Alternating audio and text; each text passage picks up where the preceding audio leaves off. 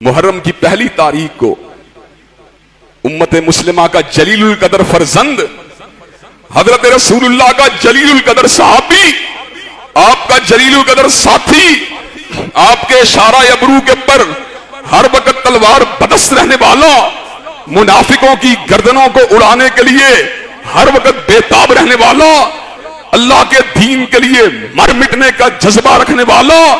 اور اللہ کے نبی کے اشارہ ابرو کے پر کٹ مر جانے کو اپنے لیے سعادت سمجھنے والا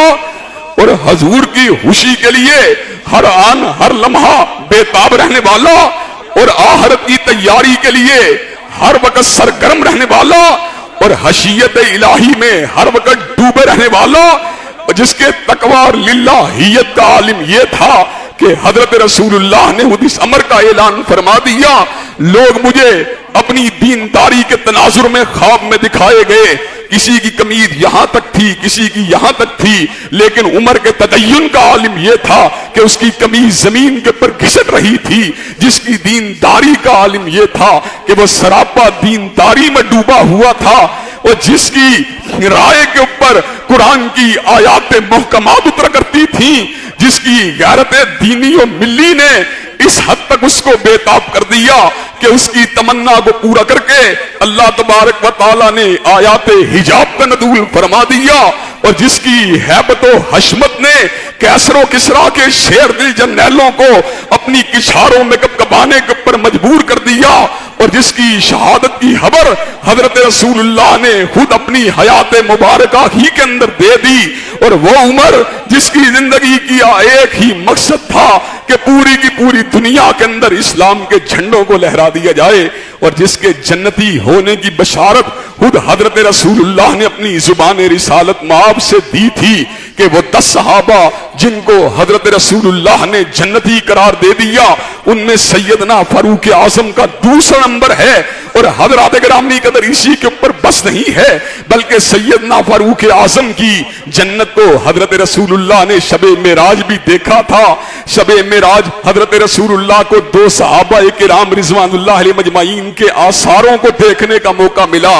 ایک بلال حبشی تھے کہ جن کی قدموں کی آہٹ کو آسمان کی بلندیوں کے پر سنا گیا اور سنایا گیا، کہا یہ کس کے قدموں کی آہٹ کی آواز ہے؟ کہا آپ کا خادم بلال ہے، چلتا زمین کے اوپر ہے، لیکن اللہ تبارک و تعالیٰ نے اس کے قدموں کی گونج کو آسمان کی بلندیوں کے اوپر پہنچا دیا ہے، اور حضرت امیر المومنین سیدنا فاروق اعظم کے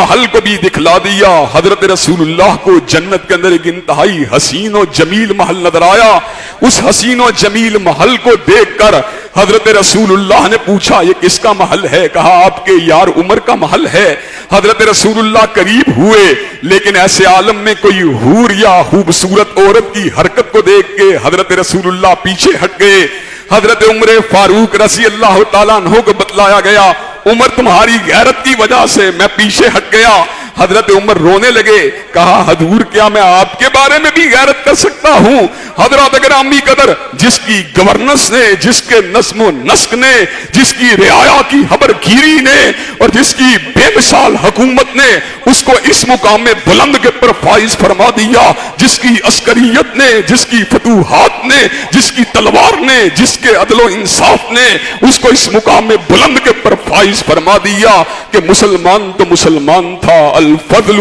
بما شاہدت بہ الاداء، کہ بڑے بڑے ماہرین سیاسیات اور بڑے بڑے ماہرین تاریخ جو ہمارے مسلمان بھی نہیں تھے، ہمارے ہم مذہب بھی نہیں تھے، وہ اس بات کو لکھنے کے پر مجبور ہوئے کہ دنیا میں جتنے کامیاب حکمران گزرے ہیں ان میں عمر کا نام نامی بھی انتہائی بلند ہے۔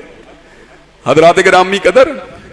وہ رعایا کے حوال کی خبر گیری کے لیے گشت فرمانے والا،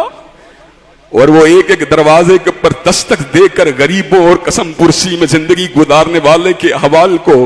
ان کے خبر کو معلوم فرمانے والا، اور وہ ہر بھوکے کے گھر میں کھانا پہنچانے کے لیے بےتاب رہنے والا، اور وہ ہر پیاسے کو پانی پلانے کے لیے ہمہ وقت سرگرم رہنے والا، حضرت امیر المومنین حضرت فاروق اعظم اسی مہینے کی پہلی تاریخ کو اس دنیا فانی سے رخصت ہوئے، اور اللہ نے اتنا مقام بلند دیا، اتنا مقام بلند دیا کہ سونے کے لیے ہمیشہ کی نیند کو سونے کے لیے حضرت رسول اللہ کے جوار ہی کے اندر جگہ کو عطا فرما دیا. حضرات گرامی قدر اور اپنی خواہش کے ساتھ تمنا بھی یہی تھی. کہا جس وقت میں فوت ہو جاؤں ایک مرتبہ پھر سیدنا سیدہ صدیقہ سے اجازت لینی ہے, اجازت دیں تو دفن کرنا ہے, اجازت نہ دیں تو مسلمانوں کے قبرستان میں دفن کر دینا ہے. حضرات گرامی قدر میں یہاں پہ یہ بات کہنا چاہتا ہوں, زندگی کی رفاقت انسان کی مشیت کے ساتھ مشروط ہو سکتی ہے, زندگی کی صحبت انسان کی تمنا کے ساتھ مشروط ہو سکتی ہے, لیکن موت کے بعد جو اللہ تبارک و تعالیٰ نے سیدنا عمر فاروق کو جو مقام عطا کیا ہے وہ اس امر کے اوپر دلالت کرتا ہے کہ اللہ تبارک و تعالیٰ کو عمر کی ادائیں اتنی پسند تھیں کہ اللہ نے اپنے نبی ہی کے ساتھ سلا دیا.